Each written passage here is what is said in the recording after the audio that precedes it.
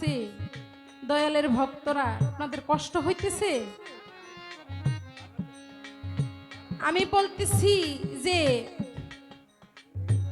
গুরুকে যদি ওইভাবে ধ্যান করে ভক্ত ডাকে, অবশ্যই গুরু তার হৃদ মন্দিরে বসতি হয়।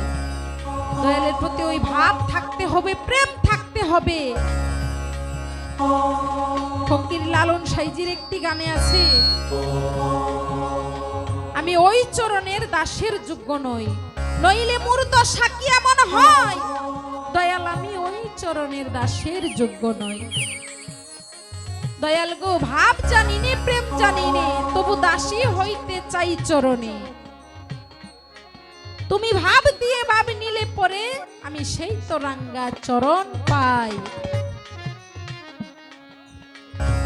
জামিরুল সরকার শুধু ভাব নিয়ে নাইচা গায়া বুঝাইলেই হবে না যে গুরুর ভক্ত আমি, গুরুকে ভালোবাসি, গুরুর নামের মালা গলায় দিছি, কিন্তু পাত্র বুঝতে হইব না।